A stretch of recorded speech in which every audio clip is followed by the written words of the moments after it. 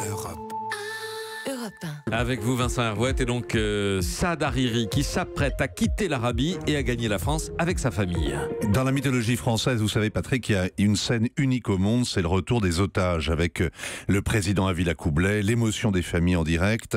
Il y a eu toutes sortes d'otages et partout, Liban, Libye, Afghanistan, Serbie, Afrique, Philippines, Colombie, Sahel, Syrie, et toujours cette mise en scène qui dit l'État mama, que la France a une politique étrangère et qu'elle n'oublie pas ses enfants au bout du monde. Jacques Chirac avait créé le genre, Nicolas Sarkozy en a fait sa priorité, François Hollande a fait le contraire, puis la même chose. Emmanuel Macron était un petit garçon quand tout a commencé, rappelez-vous, Kaufmann et Seurat, Carton et Fontaine, capturés par des miliciens aux ordres de l'Iran. Et aujourd'hui, à son tour... Seurat n'est pas revenu, Seurat est mort là-bas. Oui, aujourd'hui, c'est vrai, aujourd'hui, le président Macron a réussi à faire libérer un otage du Liban. Et c'est même le Premier ministre du Liban qu'il est parvenu à arracher à sa prison.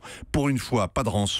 La délivrance d'Hariri a été obtenue par le président lui-même. Il s'est rendu sur place, il a su trouver les mots justes avec le geôlier, il a orchestré les pressions diplomatiques et c'est à son talent que Saad Hariri doit la liberté et peut-être la vie sauve. L'Élysée précise qu'en accord avec le prince héritier saoudien, Saad Hariri est invité en France avec sa famille. Alors en creux, ça prouve qu'il était prisonnier du prince. Il l'avait même jeté aux oubliettes. 8 jours sans donner de nouvelles.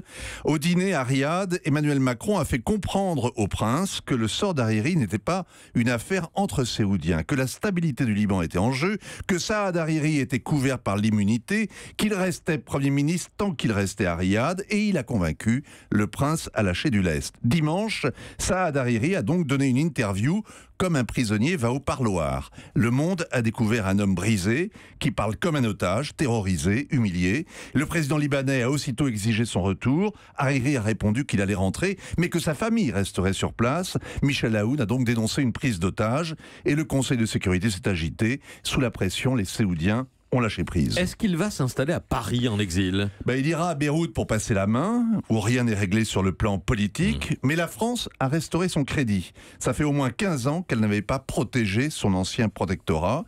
Quand Emmanuel Macron quittera l'Élysée, ce serait logique qu'il s'installe dans l'appartement jadis prêté au Chirac qu'est Voltaire. Il ne l'aura pas volé, car il a sauvé le fils, Hariri, quand son prédécesseur n'avait pas pu sauver son ami, Rafik Hariri, le père. Vincent Hervouet. Hélène ? Oui, hier, le président Emmanuel Macron a quand même précisé que le Premier ministre libanais ne venait pas en exil en France. Alors, à quel titre vient-il ? Écoutez, il ne va pas passer, à mon avis, devant l'Office des réfugiés, mais vous avez remarqué qu'on ne parle dans cette histoire que par antiphrase.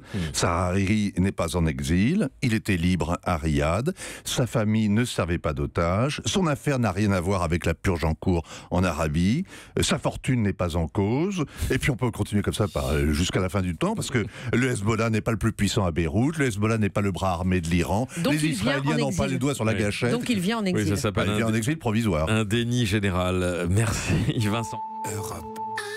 Europe 1.